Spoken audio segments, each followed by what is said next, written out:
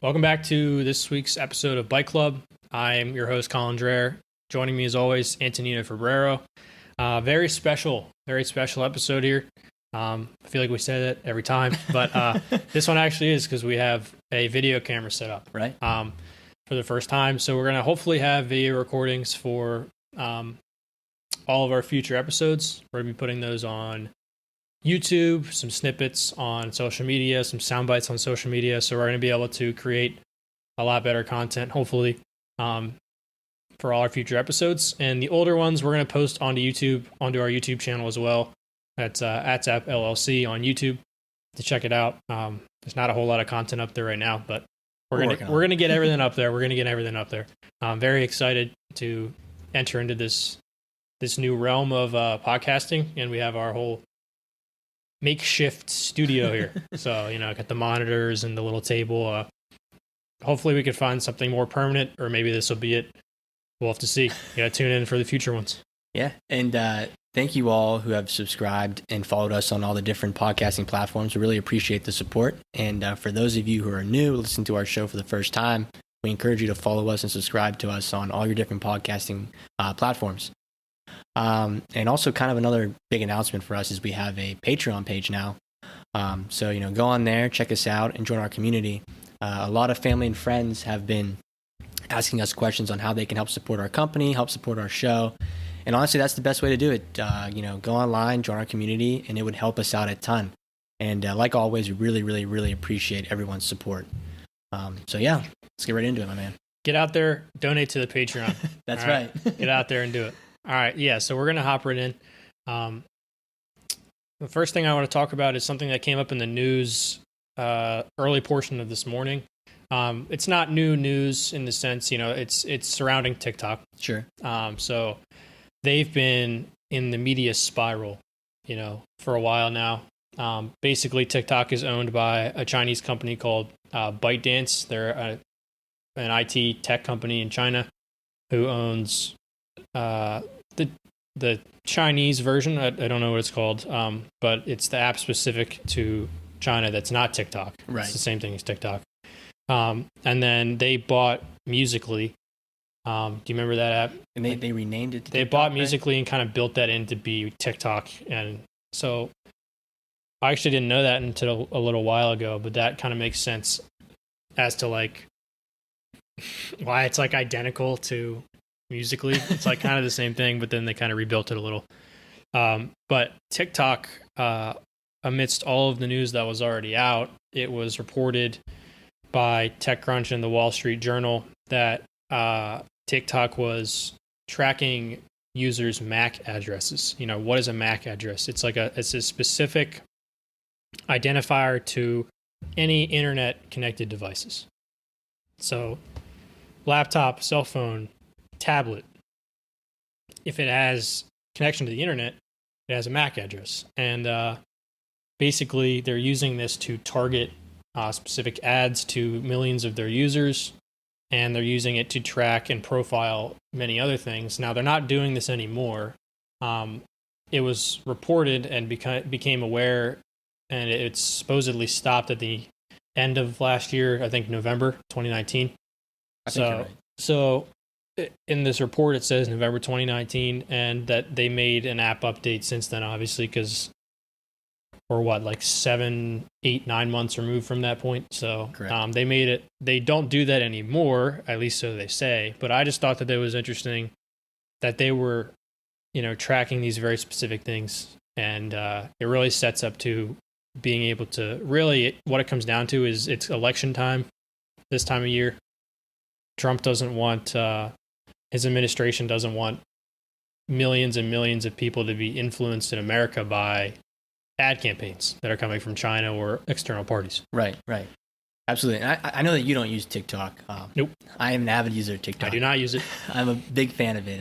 But it's weird because as you're talking about this and kind of how they're gathering people's information, a lot of users who create content on that app, they're open about it. They'll say hey, if you've come across my post on your For You page, it's because, we have the same likes and interests. And it's kind of like they they've created this psychological profile of all their users and kind of grouped them into these communities where you only see posts of things that you're interested in or things that you like.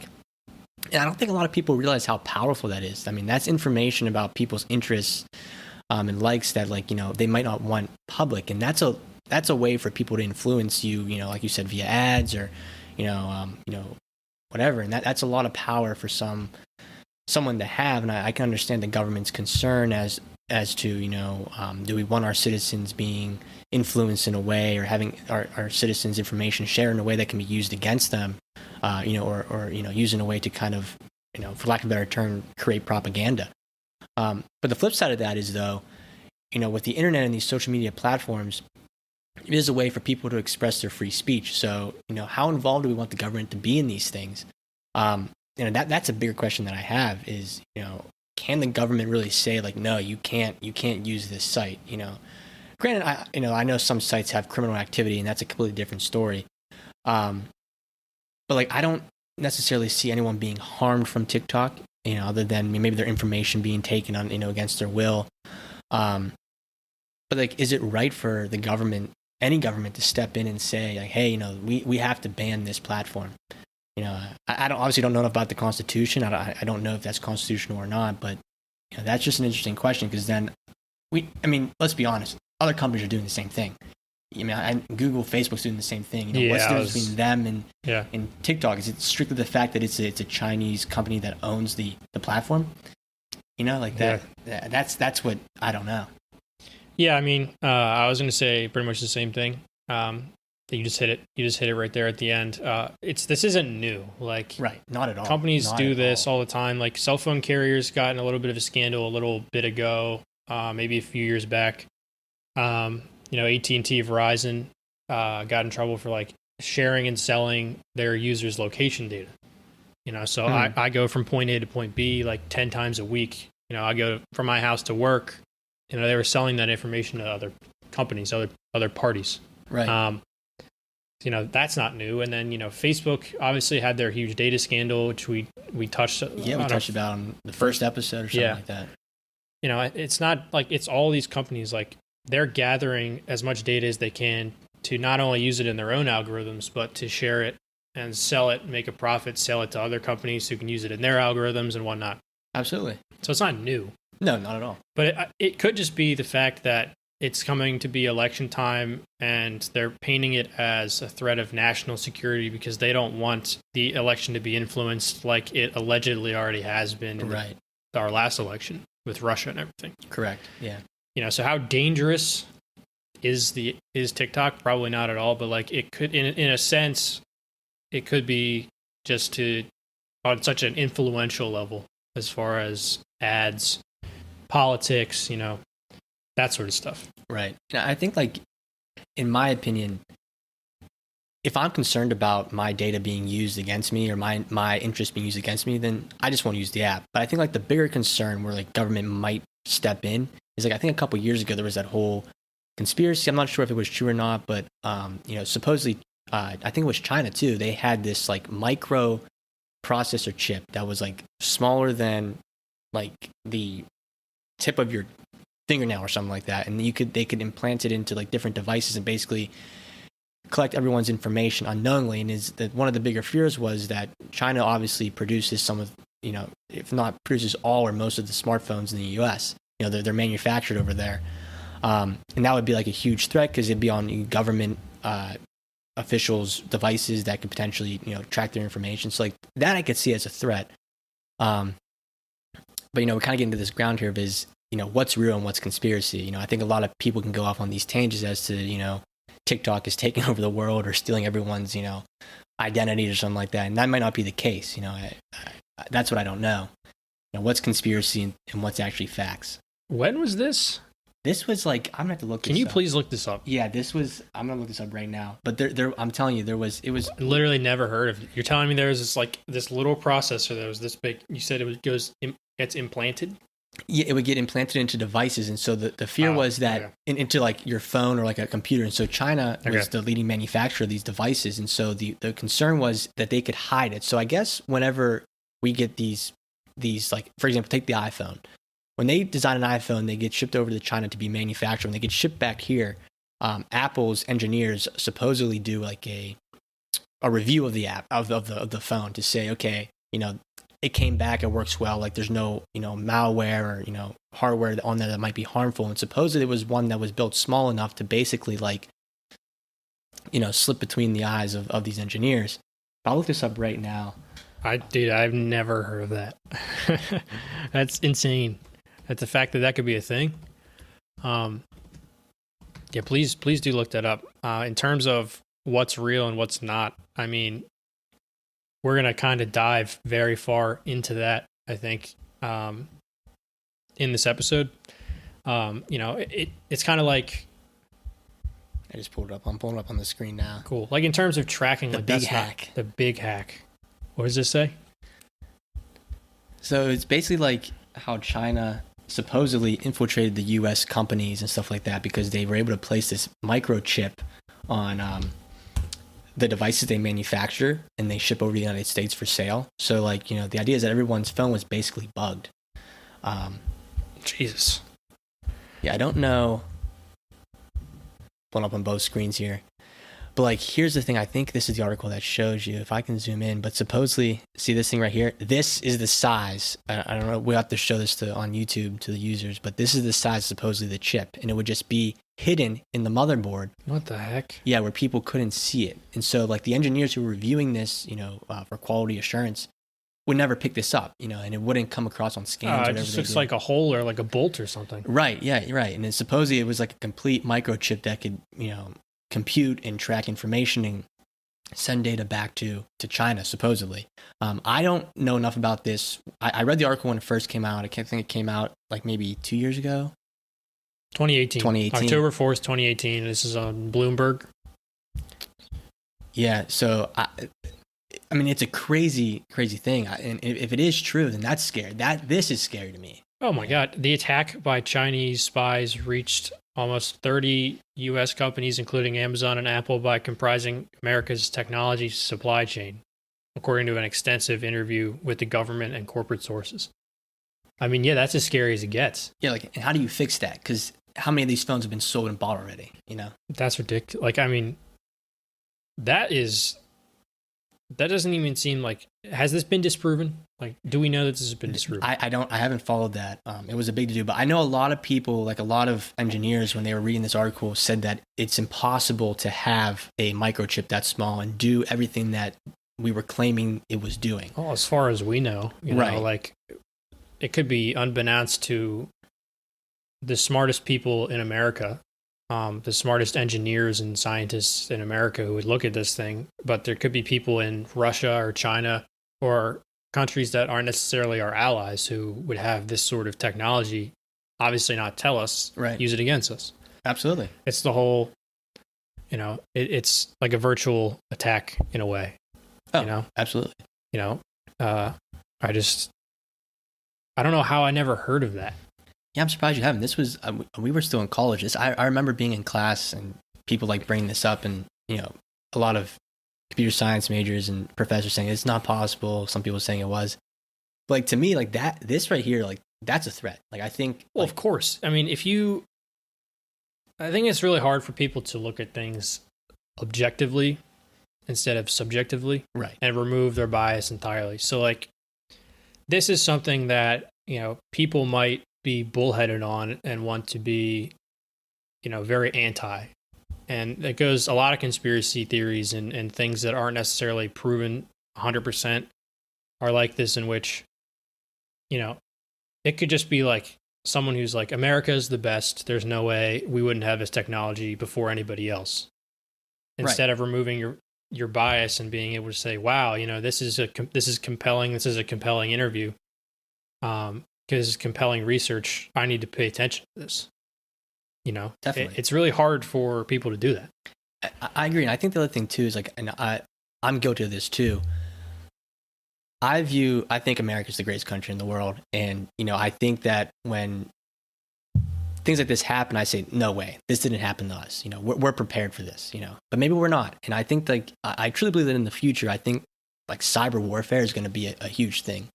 I'm sure the government is dumping a ton of money into, preventing things like this in the future.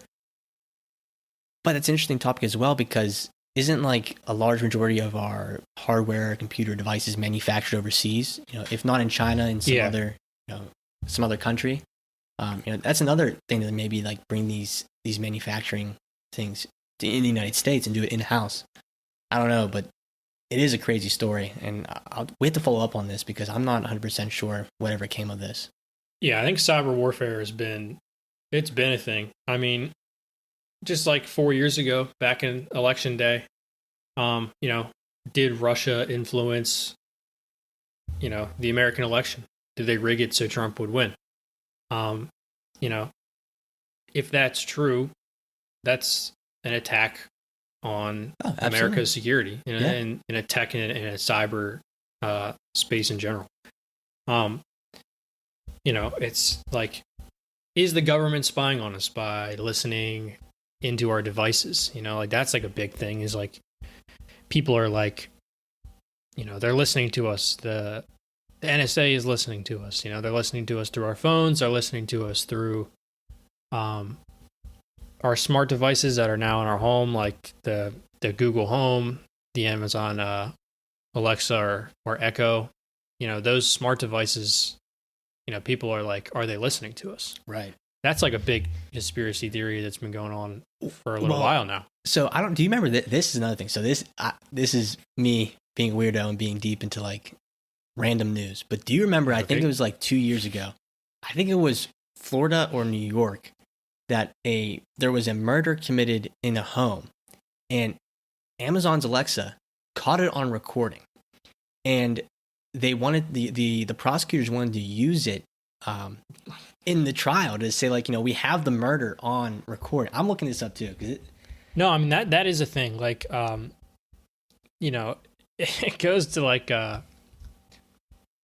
it was on South Park. Obviously, South Park makes fun of everything. But one of the latest seasons of South Park is they brought an Amazon distribution center to the town of South Park, and so they were poking fun at Jeff Bezos and in South Park, and he was the one scene. He was sitting at like a little ham radio with like headphones on, and he was like crouched over, and like they make fun of him. He has this huge head with like veins everywhere. You don't watch South Park? No, I don't. So they're making fun of him. Like they made him look like this like crazy alien looking dude. He had a giant head, and he's sitting there crouched over with headphones on, and he's listening in, and he's like switching this little ham radio. He's turning the dials, and he's listening to people's conversations through Amazon Alexa, which is funny. It makes me think of that every time. But like, that is a thing. Like reports have come out that says like your Alexa is listening to you. Like it's not like, I mean, why would it be so easily denied by people to think that it's not always listening to you? Like we have the technology where you say like, hey, Alexa, or hey, Google, or hey, Siri, or you can program it. You can set it via the settings to say whatever you want, like computer, like home, Alexa, Echo, those standard ones. You could set it to be whatever you want. Right.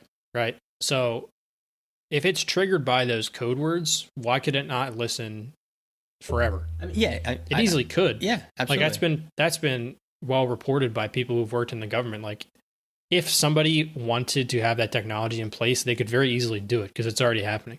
Absolutely. So for people to say like they're not listening to us, like they probably aren't. They certainly could be. The technology exists already. I agree. Like if you, the second that, and I think this is a report that I saw in like the New York Times or something, that if you say, Amazon or Alexa or some of these buzzwords, or like, hey, Google or something, like I could be having a conversation with you, and right in the middle of this table could be a Google Home or something. A Google Home. We use Google. If I'm saying like, hey, did you see the news about Google? Mm-hmm. I'm not trying to trigger that, but that could be triggered. And then anything we say for the next like 15 or 20 seconds might be picked up by that.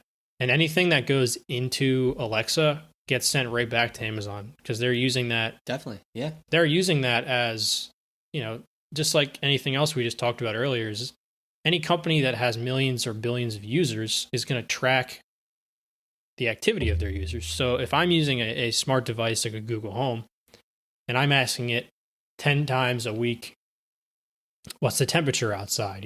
What's the drive through this amount of traffic to this destination? If I'm doing that a handful of times, they're going to want to listen in on that, and they're going to log that, and they're going to use it to their advantage however they want. Right. Absolutely. So they are listening to us in a sense. You got this thing up about the murder. Yeah. I agree with you. I think people don't want to believe that. Maybe this got triggered by someone saying like Amazon or Alexa or Echo, whatever their buzzword was. Like maybe they just said it randomly and it just started picking up what was going on. Yeah, I can't remember what exactly. Over there. Too many screens going on over here. I can't remember exactly. Oh, they're backwards. Oh, I didn't orient them right. Yep, gotta do that. Yeah. You're gonna swipe all the way to the right to get it to come over here. Yeah. Okay. So let's see what this thing says here. Yeah. So when was this? 2019. 2019. November. And I want to say, if I remember correctly, like Amazon refused to release it because they were afraid of a backlash from the public, saying like, Amazon openly admitted we are listening to your conversations, but it's secure, and they didn't want to release it because they didn't want the public to think that they're working with the government, or they could be working with whatever agency to listen in on conversations. And I think they had to get like a subpoena or something like that I don't know enough about how that stuff works, but. Yeah, scroll back up. Yeah, it's at the top. Police in Florida believe recordings from a murder of suspects Amazon Echo may contain crucial information as they investigate an alleged argument in the man's home that ended in his girlfriend's death. Jesus. Yeah, that's nuts. It makes sense. If something triggered the Echo to listen, it's going to listen in on however many seconds after that occurred. Right. So, that's obviously a terrible circumstance, but it shows that these things are listening on a moment's notice all the time. Oh, absolutely. Literally all the time. Why wouldn't they be listening to us? And I can't think of, from a technical standpoint, how you would implement the voice activation feature if it wasn't constantly recording and listening to what you're saying. It doesn't make, how else could you do it? You know what I mean? How could you... Exactly, yeah. If I'm saying, hey Siri on my iPhone, or hey Google on a Pixel, how does it know when I say that if, like you just said, it's not always listening? Exactly. I don't understand how that would work otherwise. Let's just say it's just not listening, and then all of a sudden it just how does it hear something when it's not listening to something? That doesn't make any sense. It's like the chicken and the egg. What comes first? If a tree falls down in the woods, does anyone hear it? You know what I mean? It's does it make a sound? From a technical standpoint, and it seems in our opinions we align on this. It has to always be listening. Yeah. It's just what a company might do with that data could be potentially harmful. Right. And I think that's the most important thing. Is I think the companies that are creating this technology, we have to kind of hold them to a standard. Is what are you doing with these users' information? And that goes with any social media platform, TikTok, Facebook, Google. They're collecting a ton of data on us. You can't deny that. Yeah, absolutely. But the bigger question is do you feel safe with those people holding your sensitive information? That's what it comes down to. And I think that's why a lot of these companies take their privacy and their terms of service very seriously. At the end of the day, they want to make money. But if people aren't willing to use their platforms to feel safe on them, they're not going to use them. Yeah, of course. It comes down to the terms of service and the privacy. And it's basically at a company level, Sure. Some companies will have better ethics than others. TikTok might be selling all of their data. Well, they're not even selling it because it's owned by a Chinese company. Yeah. So their data is going to go back to that company, and they could do with it whatever they want. And if Trump's administration and our government feels like it's a threat to security, then they're going to do something about that. Right. it's such an interesting topic. Like the privacy and terms of all of users of social media has become like a gigantic problem. Like it's being enforced like harsher than it ever has been. I know. And I think that's like a lot of the discussions we have with our clients too, is like when a client comes to us with an app idea that's collecting information, that's the first thing they ask us. Hey, if I'm storing this information, what's going on? And it's like there's COPA laws, there's, the GDPR laws, the EU laws. It's hard for a small business or a startup company to kind of start an app and not be aware of the ramifications of not following these laws, because there's huge fines involved.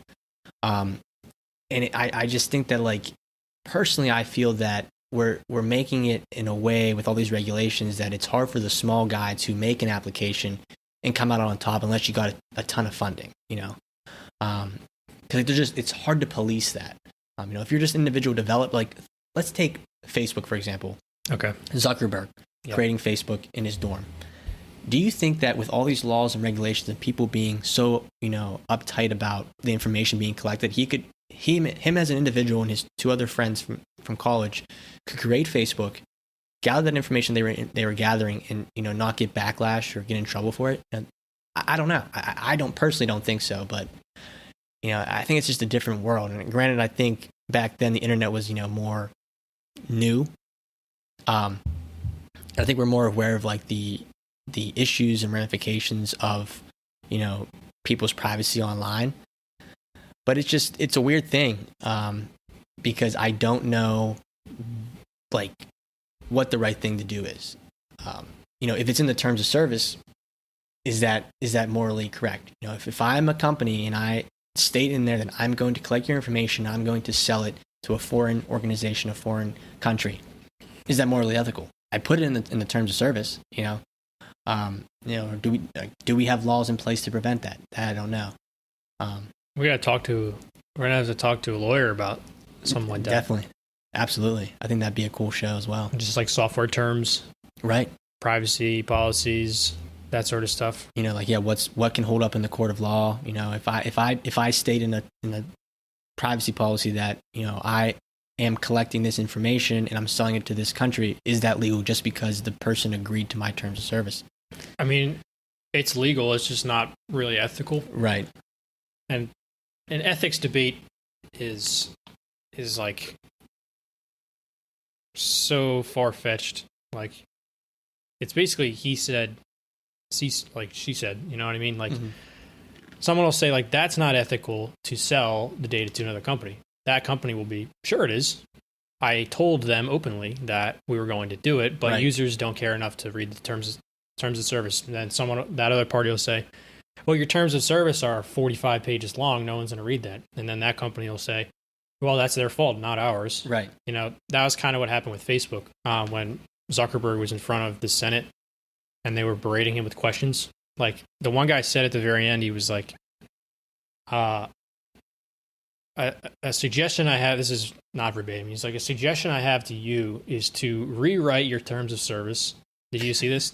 Yeah. Rewrite your terms of service in English that the regular human being can understand. So basically he was saying that Facebook's terms of service was sketchy, like all other social media platforms are. Apple, their terms of service is incredibly long. No one's going to read it. It's you basically have it there just to say, I warned them of what was going to happen. They didn't care enough to read it. They accepted it, and I'll do whatever. Right. It's like also like that South Park episode, the Human Centipede episode. I'll have to watch that episode. It's a play on a movie, obviously, that people have seen, and it's like, it's widely known in media for its various reasons, the Human Centipede. Yeah. But basically, this was a play, again, South Park poking fun at the terms of service agreement of Apple. So Apple basically had this somewhere hidden in their terms of service that if you accepted it, they would use you as a part of this new device that they created, which is a human centipede. So it's basically, it was the three people,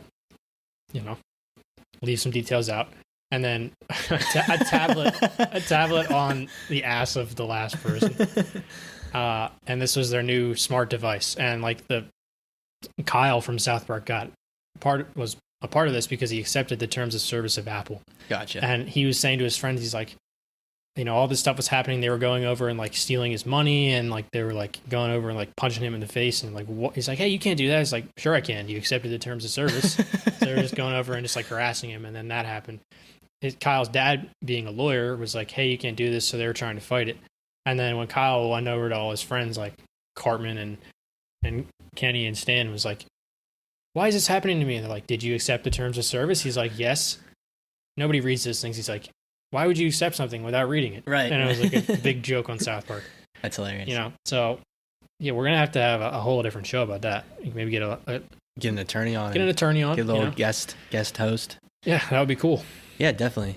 But back to the Facebook hearing, the other thing that kind of really made me nervous about that was, I don't know if you remember when one of the congressmen or congresswomen were asking the question to Zuckerberg, so you're saying if I were to send a message via WhatsApp, which is owned by Facebook, yep, to my friend, that you could have it on your servers so you could see that information.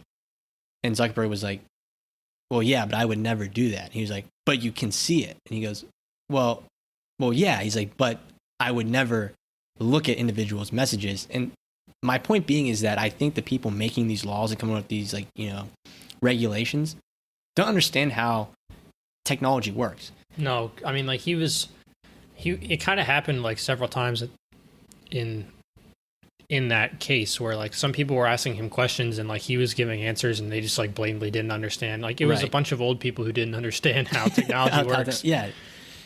So it's like frustrating. You're sitting there watching and you're like, dude, like you're asking the wrong question. Like the question you should be asking is like, what are you doing with that data? Like, what are you doing about it? Yeah, like obviously it's stored. Protecting your users. Right. But instead they were like, the questions that you just said, like... Yeah, like what was that? It's just the dumbest questions. Like it's just... Yeah, I mean... Old people, technology. They try. It's just like... If you rewatch that, it was... First of all, dude is like a robot. I know. He's like... They showed him like... Oh yeah, coffee mug. They showed him like sipping water, right? And he was like taking it and he was like robotically sipping on water. Like the dude is really weird. He's like super quirky dude. Like he's a billionaire or whatever. Yeah, got more money than me. Well, yeah, he owns Facebook. He's worth like... How much is he worth? Like 50 billion. Oh yeah, something like that. More than a couple. He's like 40-50 billion. Jeez. Right, and for perspective, I mean, Jeff Bezos is projected to be like the first trillionaire, right? Something like that, yeah. That's insane. He's worth like $130 billion, which is like, the next is Bill Gates at like 70. So he's like double him. That's right. So incredible. Zuckerberg's like a couple below that, I think. But it's like, it was just so uncomfortable. Like those people didn't understand what they were asking. Right. And he was answering in the weirdest way possible because that's how he is. You know what I mean? Right. Like the one senator was like, would you be comfortable telling me the hotel you stayed in? He's like, no. He's like, would you be comfortable telling me the last text message you sent? He's like, no, Senator, I would not choose to do that publicly here now. Right. What kind of response is that? This is so weird. Right. We're getting down like a huge tangent of the terms and service because there's so much to talk about. Oh, absolutely. Right. And it really does tie in well with like this whole conspiracy, stuff we're bringing up. Like, are we being monitored? Are we being tracked? Are we being listened to? In short, the answer has to be yes. Right. Absolutely. And like some people are just so hard-headed that they're going to be like, that is ridiculous. Why would anybody be doing that? Because it's the government. It's the government. They do what they want. They do what they feel is best for the people who they are supposed to protect, So, but in the end game is if these companies can make money by selling data to other companies in America, they're not going to have a problem with that. It becomes a problem with like national security, I think. Right. I 100% agree with you. And I think like we were saying earlier on, that's the bottom line issue with the TikTok scenario is that they don't know what foreign countries or foreign organizations are using that data or have control of that data. Yeah, and they don't know what other companies are capable of, like this, Right. The microchip thing that you brought up. You know, they're just like, that's not possible. Well, maybe we don't think it's possible, us Americans, us scientists and engineers who are from America. But like the very best engineers and scientists in like Russia or China might have this technology and we don't know about it, because why would they tell us? You know, they might have, you know, nuclear weapons and like stuff like that we don't know about. Like, it doesn't really make much sense to me for us as Americans to feel that we are so much above everybody else, and like if we don't have it, they don't have it. Like, we don't know. Yeah, I agree with 100%. Like, did you see this stuff that came out from the Pentagon a little bit ago, that there were videos of like the UFOs and stuff that they released? Oh, the Tic Tac thing? Yeah, like, so that was wild. Yeah, obviously, this is an extreme example. You know, aliens and UFOs. You know, which is one. If besides politics, I would probably say that this is one of the most widely debated issues. Is like, are we alone in the universe? Right. Like, these videos were released by the Pentagon for whatever reason. Only the Pentagon will know.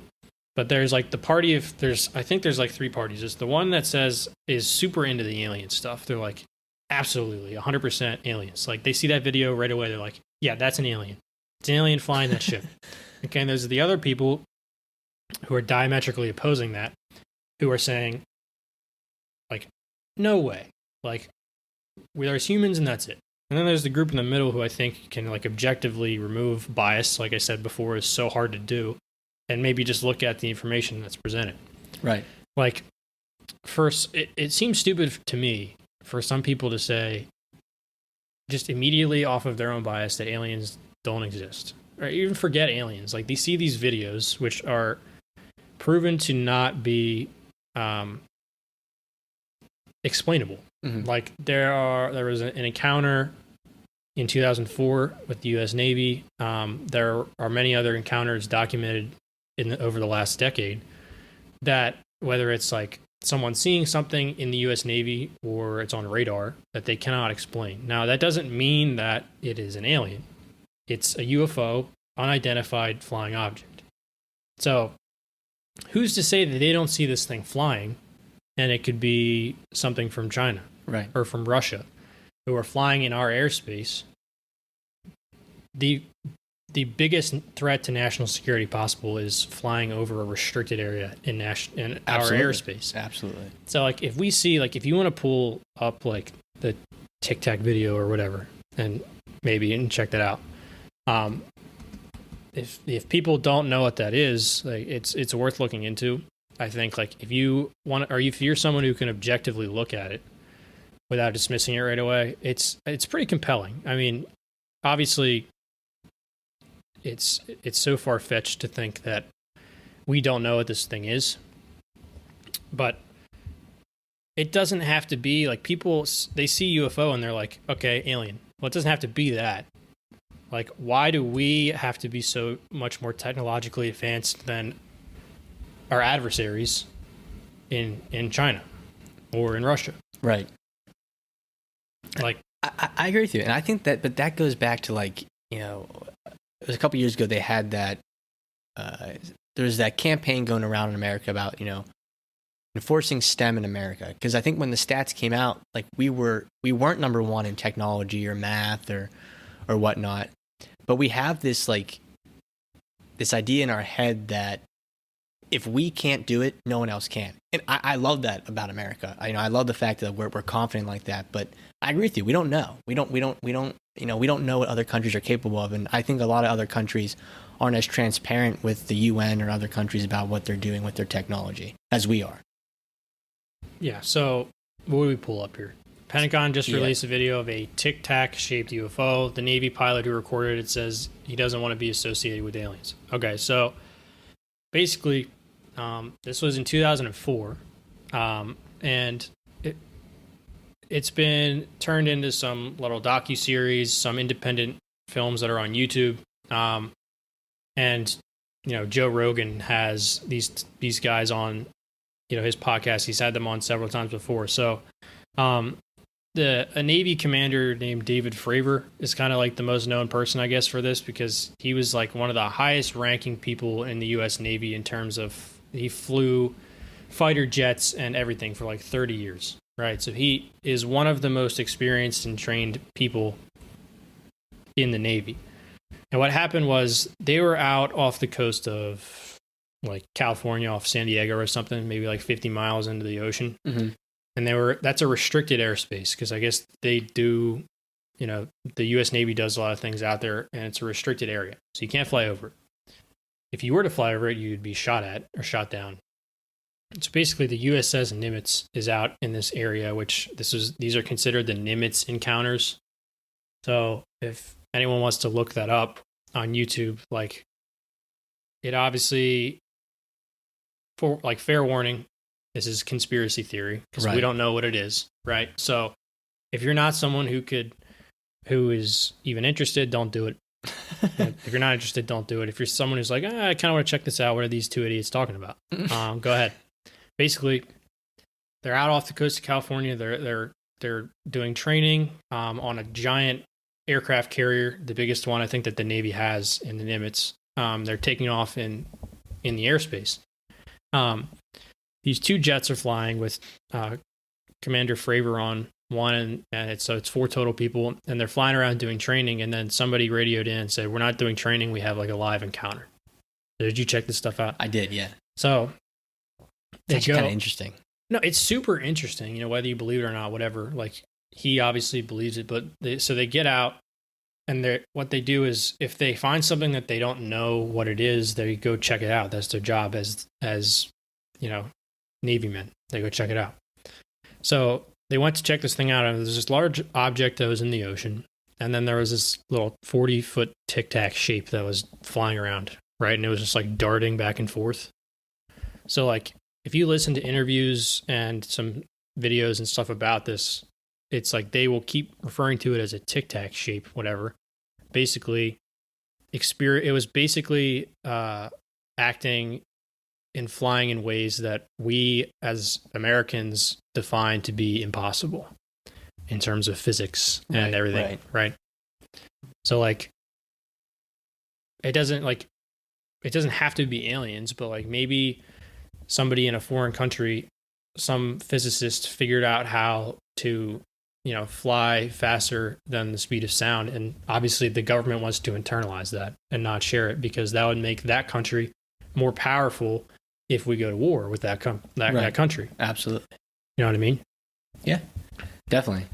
And it is weird though, because like UFO, it stands for unidentified flying object, right? Yeah, if I'm not mistaken. But like it's almost 100% driven towards the alien discussion, right? You don't say UFO without exactly. that. Yeah, that's exactly my point. Is like I agree with you.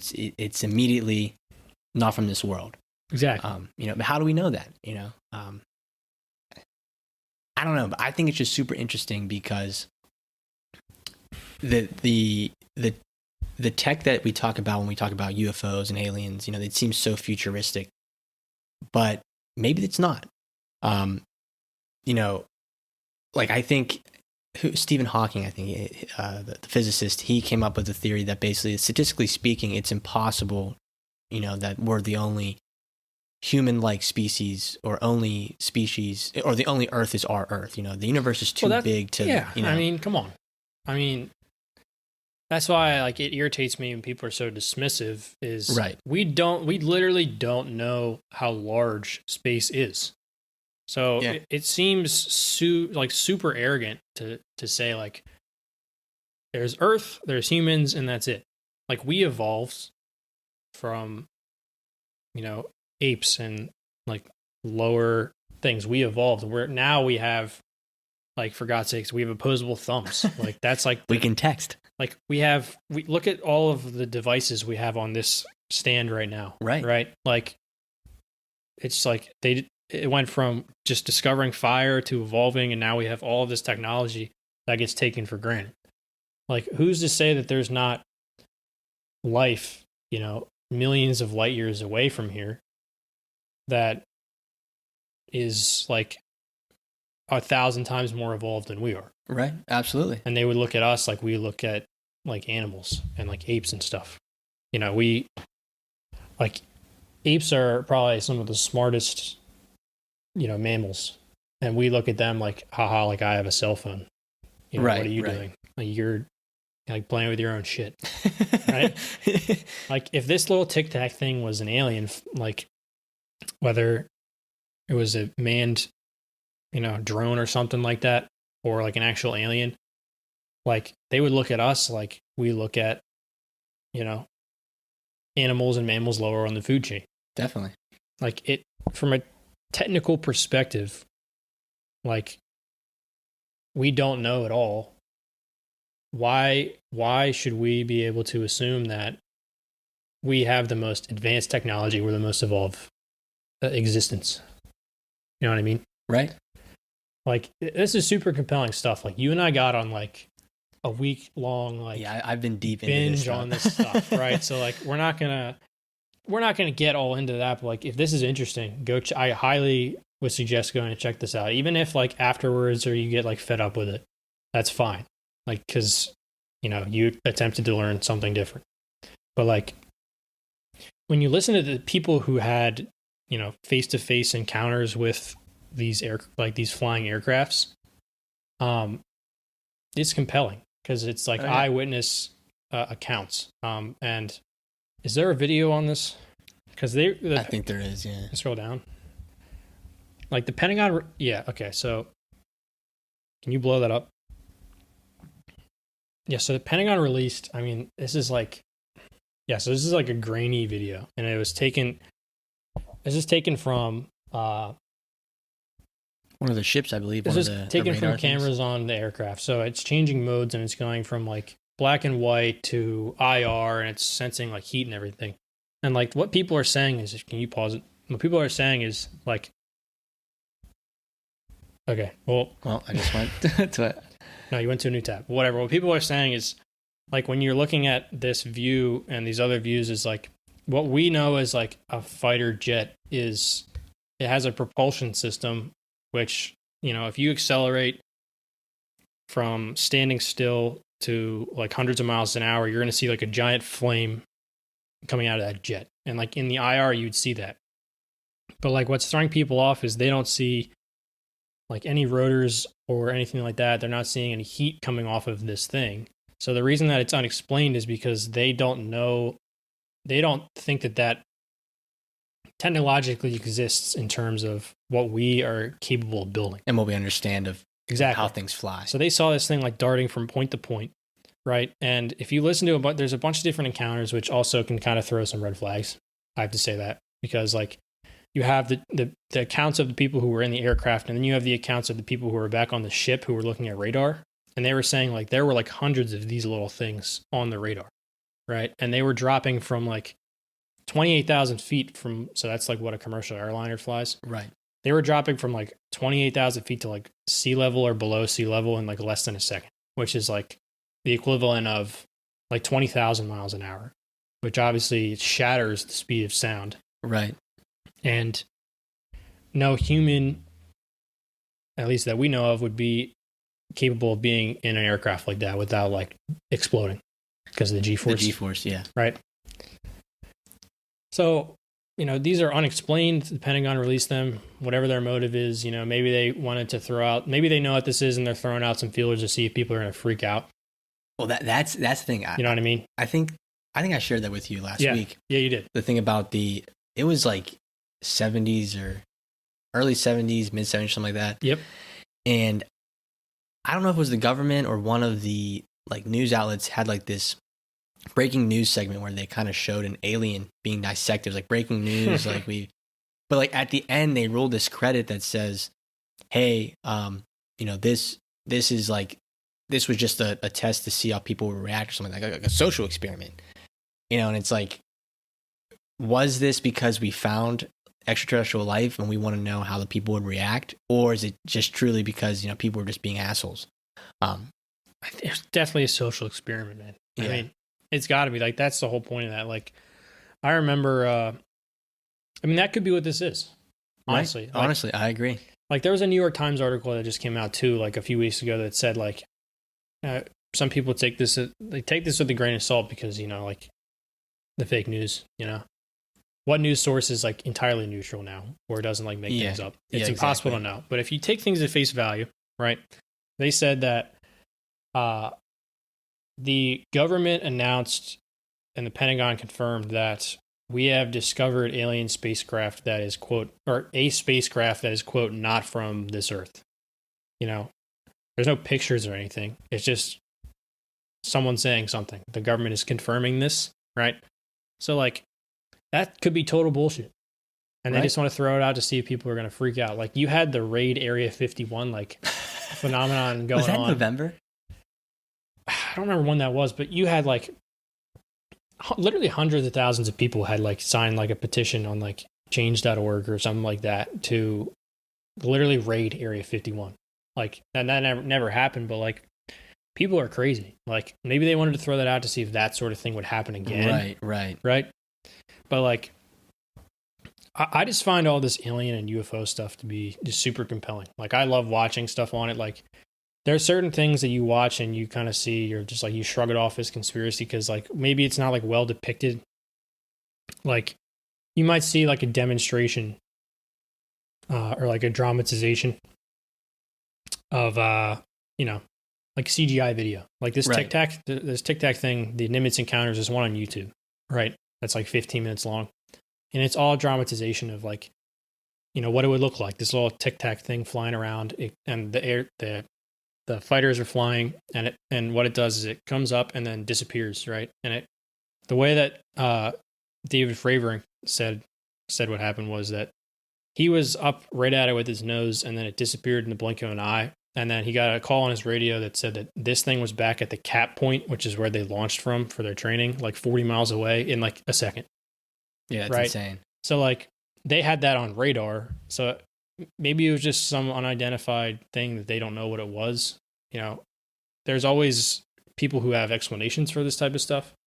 But the Nimitz Encounters thing on YouTube, like, it's sort of like, when I watch it, I find it interesting, but when I watch it, I'm like, this is a little far-fetched. You know, like, the way that they depicted it in that specific video is far-fetched. I like listening to what these people have to say when they talk with, like, a Joe Rogan, or they talk to someone on, like, Vice, or, like, some other news outlet where they create, like a little series or just, like, a 20-minute video on it. Right. But when it comes to, like, some random dude on YouTube, like, narrating and creating a dramatization, like, that's when, like, it becomes, like, a little bit too far-fetched for me, because that, like, a lot of people will look at that and just be like, this is bullshit, and then they'll just discount everything else because of one person's, you know, fake CGI video. Yeah.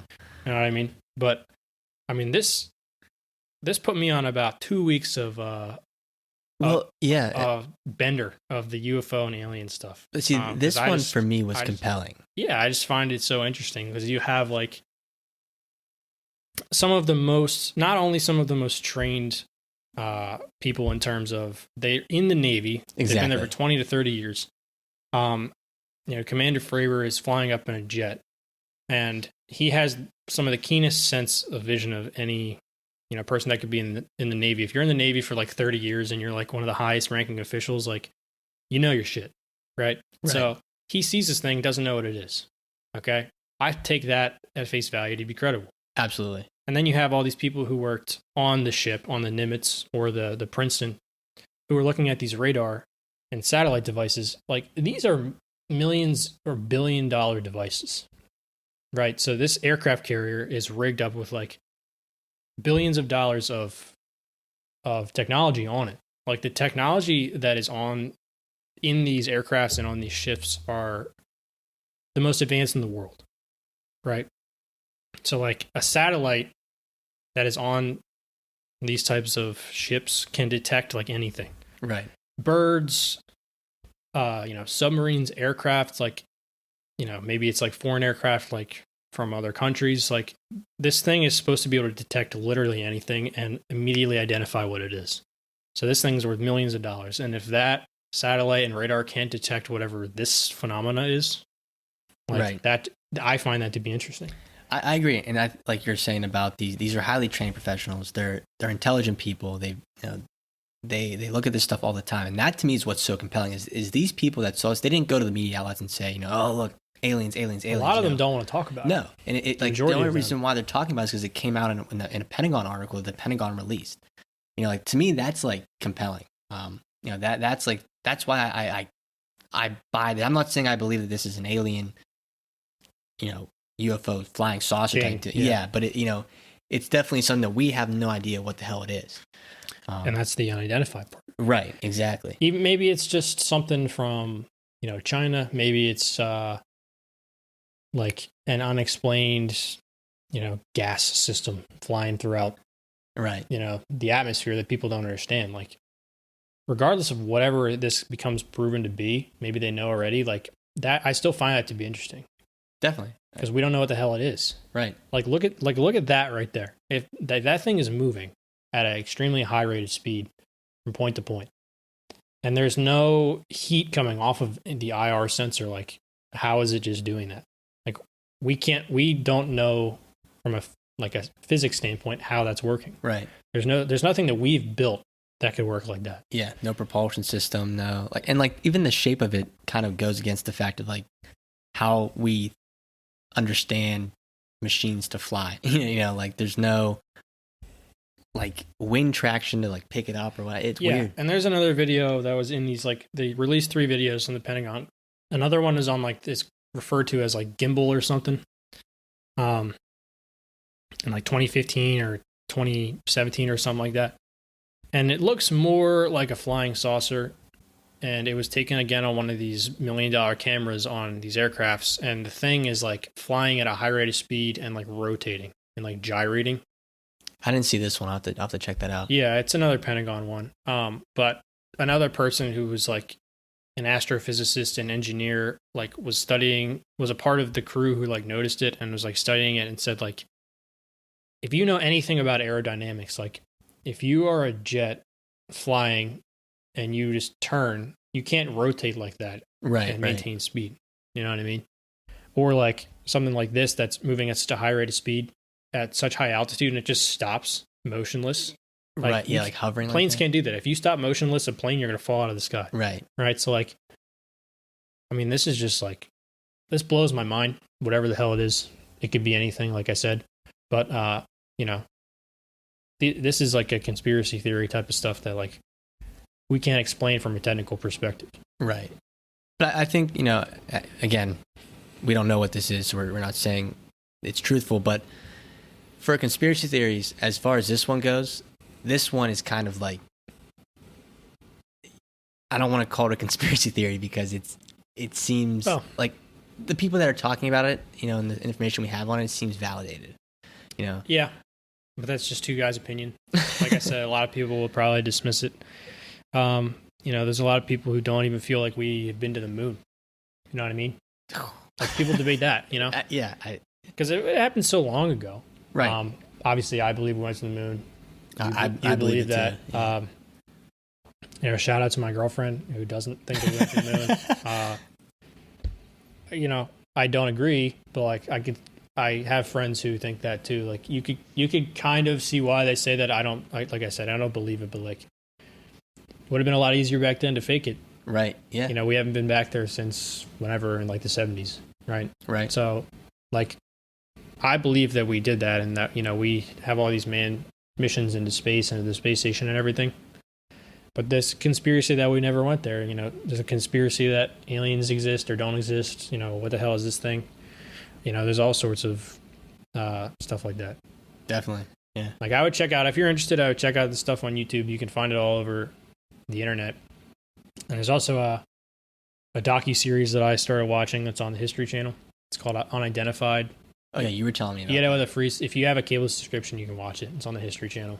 It basically goes into this first couple episodes and somebody who used to work for Atsap, the secret government agency that studied unidentified objects and alien spacecraft and stuff, which the Pentagon has confirmed, by the way. Atsap, it's I don't remember what it is, but yeah, I'll look it up. But Atsap was confirmed to be a secret government agency that has since been debunked. I guess it exists in a different format now, but like someone who used to work for that is on this unidentified docuseries, right? So the Advanced Aerospace Threat Identification Program. So I guess they're kind of just, their goal was to examine these threats, you know, whether it's stuff like this or maybe some foreign country flying into our airspace. It's their goal to like check this out.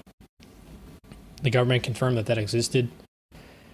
It makes you think, you know, it makes you think. There's also the conspiracy with like Bob Lazar, if any of you know that stuff.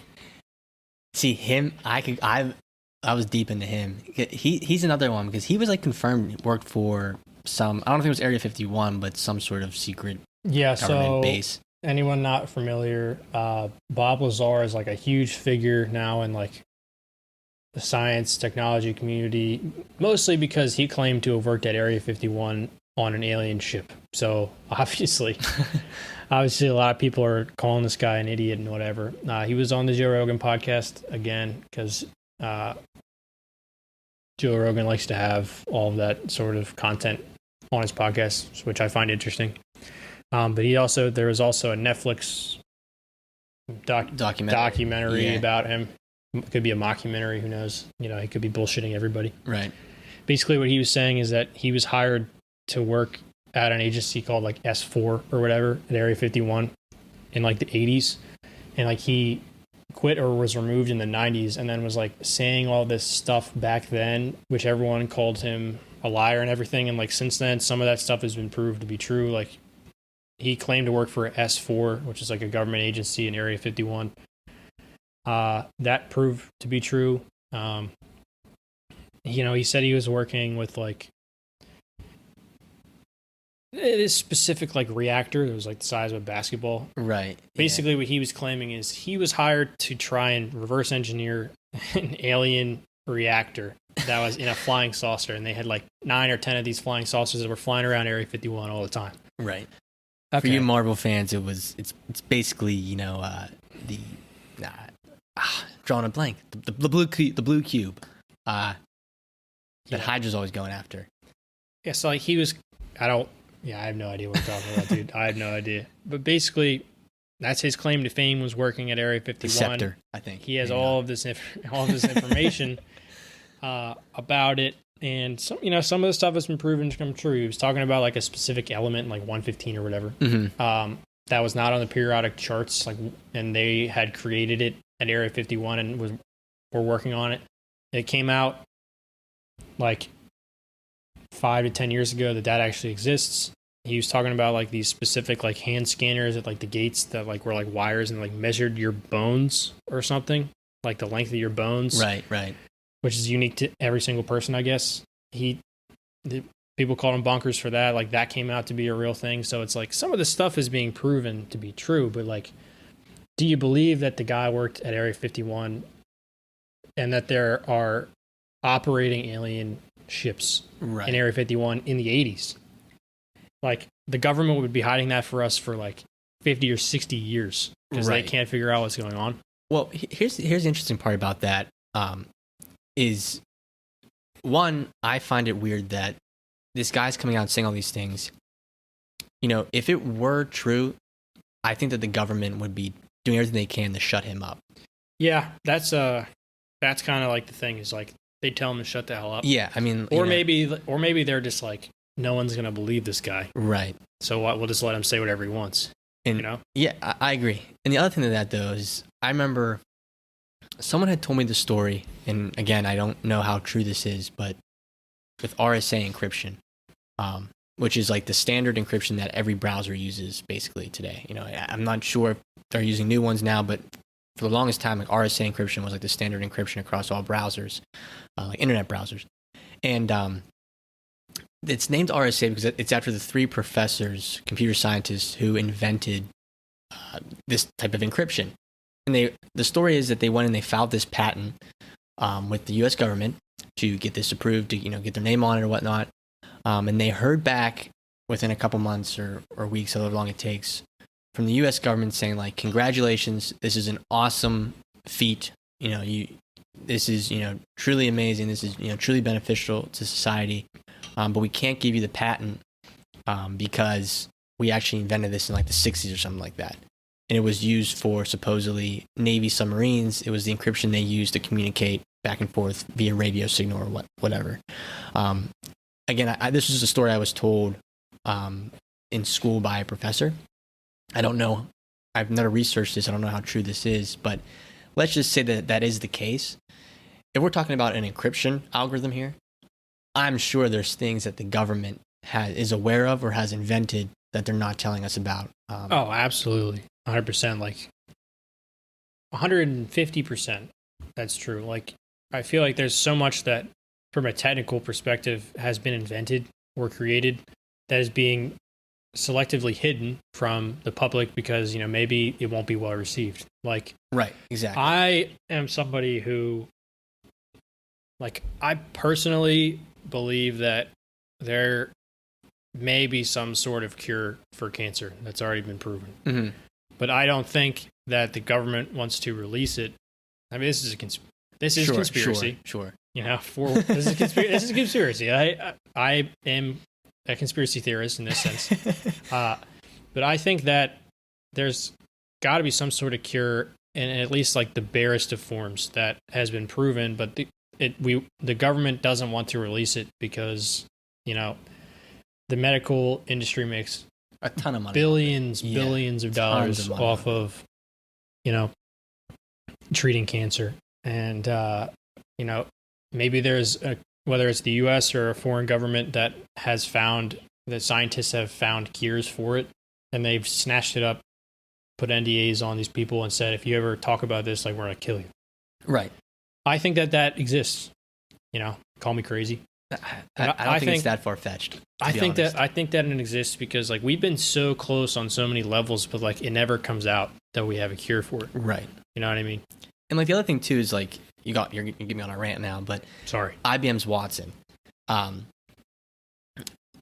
is used, I believe, in Japan in ways to diagnose cancer and other genetic diseases or illnesses, whatever you want to call it.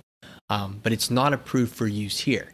And I get it. I think we have different laws in place than Japan might have in place for, procedures or techniques we can use when treating people.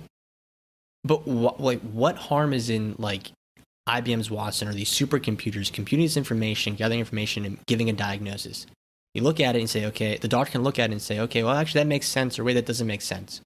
But supposedly what it does is they feed information to IBM's Watson. So essentially it's like has a library in its storage that it just can reference all these different medical files and medical research initiatives. And so it calculates all these stats and says, based on these research and these other medical incidents or sicknesses in the past from previous people, it's a 90% chance that it's this type of cancer, this type of genetic disease. And of those 90%, 98% of those people were treated effectively with this drug or, this type of therapy or whatnot. Like, what is the harm in that? Like, why can't hospitals across the United States be using Watson or some sort of other supercomputer to diagnose and crunch that data? Like, how can an individual person, how ignorant can you be to say that an individual person can gather enough information in their head and make a justified opinion when they've seen, like, how many people each day and they've been working like 12-hour shifts? Like, why can't we use that information to help us out? Like, isn't that what technology is for? That's what I don't get. Yeah, I mean, the supercomputers and, like, neural nets specifically, like, are becoming so advanced that I feel like people might be afraid to start using them. Right. Like, in the concept that, like, robots are going to take over the world. I think that's a valid concern, obviously. But, like, it's sort of like Watson is just gigantic supercomputer. Right. Like, the Weather Channel uses Watson. I don't know kind of what capacity they use it in, but every time I go on the Weather Channel app, it says with IBM Watson. Yep. It's kind of like in the final season of Westworld, there was, like, this giant, I guess, spoiler alert real quick if anybody hasn't watched it, but basically this giant, outside of the park, there was this giant neural net, like, system that was developed that was basically determining like your fate as like a person. So like Right. it was basically saying you don't have a choice of your reality. Like we have predicted using this neural net and billions of simulations, like this is how you are going to expire. This is how you're going to die. You're going to get killed. You're going to die at age 35. You're going to die of old age at like age 80. That was a thing in Westworld in the last season of it. Like that was like the big thing, was that this trillionaire dude owned this neural net and was trying to use it to control people. Right. So it's just like the complexity and advanced nature of this technology is really boundless in that sense, because it always is learning. It's learning. It's developing. You look at artificial intelligence and robots, like it is learning from itself, like on a daily basis. It's learning by its interaction with people. Like it's really, really absurd to think of the capabilities of these technologies. It's kind of scary, actually. It's like imagining having a brain where you have every single book ever written, every single research article, every single internet article, blog post, video in your brain that you can just reference like that, like, at the blink of an eye. They say that people only use like 10% of their brain or whatever. Right. Just think of, I think there was a movie. I can't remember what it was called. There was a movie. Limitless, I think. You're talking about Limitless? With the pill they take? No, that was, well, kind of actually. But there was also another movie with like Scarlett Johansson. I forget. She was like the lead actress in it. And like, it was like, the movie was just called like her name. But Morgan Freeman was in it. They basically tapped into her brain and gave her the other 90% of her brain. And she was able to like lift things with like her mind power and whatever. So it's actually much different than Limitless with the Bradley Cooper movie. Right, yeah. Is it called Limitless? I think so. We're thinking of the same movie though, because I'm thinking of Bradley Cooper. Limitless. But speaking of 2011 film, yeah, he takes a pill and like his brain is just like always on. Right. Yeah, okay. Yeah, I mean, imagine you as a human, but 10 times smarter because you're using your whole brain. That's what these neural nets are doing. It's incredible. And like, I think like, talking about like deep learning, Google's really high into that. And essentially like algorithms, search algorithms, always learning. Exactly. And the one article I read about that is Google's putting a lot of research into comparing or using a lot of research from neuroscientists to kind of basically understand how the brain, fires neurons back and forth and maps like the share of information in the brain, because they're basically trying to almost mimic that, which is crazy to think too. I can go on a tangent about that as well. But speaking of the movie you brought up about the girl who could control people's minds or like lift things, there was another article that was released from like those Pentagon articles. I didn't get too much into this one, but there was something where like essentially like the idea that your mind can, no, I don't want to say like control people, but basically they said that like hypnotism's real. Really? Yeah, it was like I just read the one article, so it wasn't from a source that I recognize, so I don't take that with a grain of salt. But supposedly like the Pentagon released those documents that shows like the CIA did research in certain things. Have you ever seen the Netflix documentary Wormwood? Have you ever seen that? No. You got to watch that. You'd like that. That is basically how the government essentially invented LSD. They thought it was like a mind control serum, basically. They thought they could give it to their enemies and get them to spill their secrets. And so they thought the only way to test this out was to give it to the high-ranking people in the government who were developing this, give it to their own people to basically like say, if our own people who are developing it can, take this and tell us what they're developing, then like, this is it. This works. Like if the people know that they're developing it to get information out of people and it works on them, then this is like a foolproof plan. And essentially it was like the drug they invented was LSD or something like that. I think it was LSD, some sort of like psychiatric, like hallucinogen. Psychedelic. Yeah, psychedelic. Hallucinogen, yeah. And the guy, one of the main scientists working on this basically was high on it and jumped out of the building in New York and like killed himself. Jeez. And the government called it ruled it a suicide. Like that's what the police ruling was. But supposedly, like what really happened was he was just high out of his mind and was losing it and just like jumped out the window. Thought he could fly. Yeah. Jumped out of the window. And I think like President Ford, because like the family like pursued this and like sued the government or something like that, and President Ford like invited them and apologized and admitted to it or whatever. But it's just a crazy story because like what else don't we know? That can't be the only cover up. Yeah, exactly. I mean, we've talked about TikTok and selling information. We've talked about aliens in space. We're talking about neural nets and stuff. And like I think one last thing that like I know I personally want to touch on is like we're talking about all these conspiracy theories, right? And like are we alone on Earth? Like is the government listening and spying on us? Like is Jeff Bezos listening on a ham radio to us on Amazon Alexa? I think one thing that gets overlooked is the ocean. Like think about that. Like we only know 5% of the species that live in the ocean. That terrifies the shit out of me.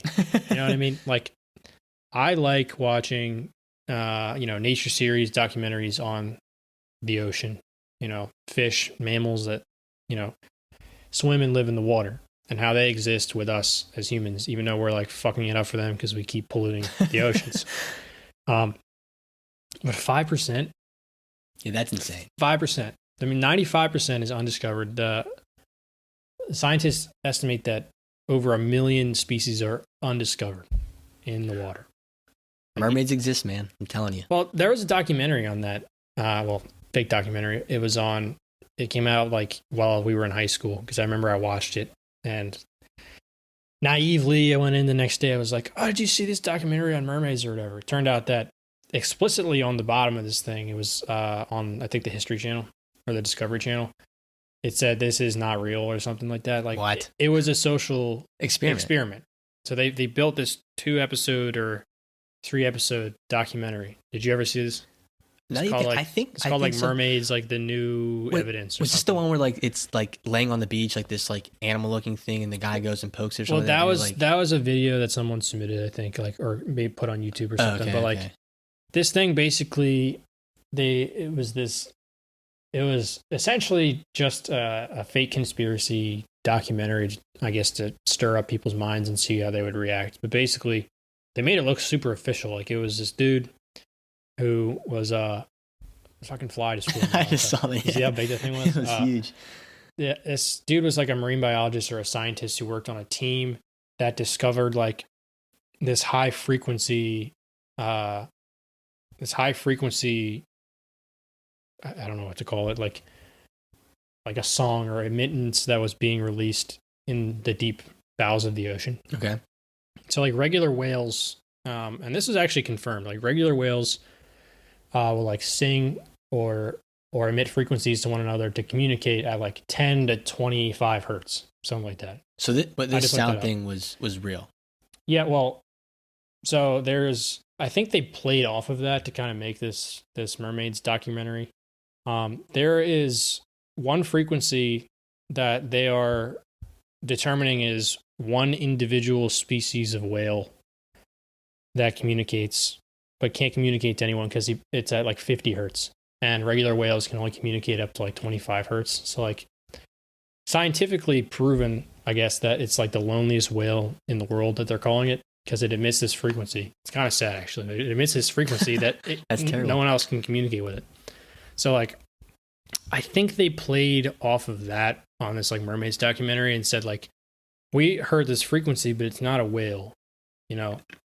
It's swimming in groups like, and then a bunch of other stuff like we think it's a mermaid, and then they like discovered like bodies and stuff that washed up, and then there were a bunch of videos that were submitted, and then if you look up on YouTube, actually if you want to look this up, just like mermaid new evidence or something, there is this submarine that's like down at like 20,000 feet, or actually that's not even possible. Is it possible? The Marina Trench is like 35,000 feet deep. So they were probably like 10,000 feet or something, completely pitch black. Mermaid hoax drown. Oh, it was Animal Planet. You pulled this article up. It was Animal Planet. Mermaid hoax drowns Animal Planet's ratings record. Yeah, so That's actually hilarious. And is that what they looked like? that's what they said they looked like. They didn't think they looked like these women with long hair, and they. So it wasn't Ariel? No, it wasn't. It was something like looked like an alien. Actually, that was swimming around at like high speeds and was emitting these high frequencies. And basically, there's a video that was, I think, proven to be fake, obviously, of like these people in a submarine like 10,000 feet deep, and they were down there like looking for oil or whatever. And this fucking thing, came up and swam up and like palmed the side of the submarine, like so it had the web in its fingers, and like palmed it. And these people like quick jump cut on their camera, like, whoa, what was that? So this dude who I don't even think is an actual scientist, who was like, that's it, that's what we, that's what we've been studying, whatever. Mermaids, you brought it up, not me. But that could be a conspiracy. Like, basically, what I was getting at before you brought that shit up, is that we only know 5% of what's in the water. Like, it is scary to me that there are great white sharks swimming in the water, and like whales. Like, whales are the biggest mammal that exists on Earth. Massive. Like, yeah. How is that thing in the ocean? Like, you know what I'm saying? Like, the ocean goes down, like, the Marina Trench is, like I said before, 35,000 feet deep. So you can take Mount Everest, turn it upside down, and put it down into the water, and then there's still, like, thousands of feet below it, and that's the lowest that we know of. And there's life down there somehow. Right. And we don't know about it. So it's like 50% of life on Earth, this is a stat, is in the ocean. So there's us, 75% of Earth is water. So, there's all of that aquatic life, and like we just don't know about any of it. What would you say before? You said, so of that 50%, we only know 10% of it? Well, no, 50% of all life on Earth is determined to be in the ocean. Okay. So I guess that's assumed of what we actually know. But then they also said that only 5% is discovered in the water. And that they estimate 1 million species still exist in the water that we haven't found. Interesting. Like, it's crazy that could be like a thing. Yeah. You know what I mean? Like, there could be a mermaid down there somewhere, or there could be, fucking SpongeBob could be down there somewhere. Bikini Bottom. Yeah, the Bikini Bottom down in the Marina Trench in the pitch black. It's like. We talk about space all the time, and like, are we alone, and are we alone? But like, nobody focuses on like, what we already know to exist in like the ocean. Yeah, what like takes up 3/4 of the planet, right? And nobody's like trying to figure out like all of these different things that live in the ocean. Like, I just started watching Shark Week today because I got bored. I like Shark Week. I've never watched Shark Week before, actually. It's pretty cool. The first episode from 2019 was about a megalodon, the giant, like 60-foot, 60-ton shark that used to exist millions and millions of years ago. Like, I mean, that's sort of like Jaws. Right. Jaws, one of my favorite movies ever, Jaws. Classic movie. Like, what if there's a Jaws out there who lives in like these deep trenches of the ocean that we just like don't know about? Right. That's possible. Who knows? Like, that fascinates me a lot, and people don't ever talk about that. I know. Because it seems like at least a couple times a year they discover like a new species that lives in the water. Right. That lives at like 10,000 feet, 20,000 feet. Like a giant squid that's like 28 feet long. Like, we keep finding these things, and we're just going to forever keep finding them. Right. Like, eventually something's going to pop up that we're going to be like, this is terrifying. This is insane. Right. Like, there is a 100-foot whale that has like teeth and just like eats things. Like, we just figured that out all of a sudden. Like, that would be insane. And that's crazy too, because do we know? We I guess we probably haven't discovered all life on land, but I'm sure we have a good idea, more than we know what's in the ocean for sure. Well, yeah, I mean, that's a good question, because we're able to actually like actively study that. Like if you want to go and figure out what lives at 20,000 feet, you have to actually go down there. Right. But I think light stops shining in the ocean at like 10,000 feet. Everything below that is just pitch darkness. Black. So like when James Cameron went down in the Challenger to the bottom of the Mariana Trench, like it took him like is that the deepest point of the ocean? That we know of. No, you know. Okay. The Mariana Trench is 35,000 feet deep. I think he went for the movie Titanic, or what? You said James Cameron, like the director of the Titanic, that guy? Yeah. I don't know why he did it, but he went down to the deepest part of the ocean in the Challenger mission. That's referred to as because Challenger Deep was the deepest point of the trench that he went down to. So like if you want to actively study that, you have to go down into the ocean, and then you have to deal with all of the pressure. Like once you get down to like a certain amount, like you're literally just going to explode in the ocean. What's it called? The bubbles or something? Or when you come back up, you basically implode. Yeah, I mean, there's a certain point where like you get down past a certain level, like if you are not in a submarine, like you literally explode. You just your body just pops because of the atmospheric pressure that's down there. And then you can go down in a submarine, but like you have to go down there and study that. You have to worry about all that. You know? And like sharks are like fucking terrifying. Dude, you ever see that Dan They're so Cook unpredictable, episode? you know. Or he's like, oh, they tell you they just punch the shark in the nose. He's like, they do tell you that. That was on Shark. Yeah, I was like, yeah. Dan Cook's like, yeah, just punch him in the face. Someone's gonna punch a shark in the nose and be like, all right, like no, I'm not gonna punch a shark. That's what I tell you to do. That. Well, sharks are like, in a lot of ways, like I just figured this out a little bit ago. They're like swimming computers. Like the senses that a shark has is something that humans don't understand. Like they have the way that they detect prey is, you know, obviously their vision and then the side of their head, right? Their heightened sense of smell. So like when there's blood in the water, they can smell that from like a mile away, which is crazy. That's nuts. Because so you know that's what people think about with sharks is there's blood in the water, sharks coming, right? There's also, I'm going to send you this link so you can put it up. But there's also, it's going to send. This is not good for radio, not good for podcast.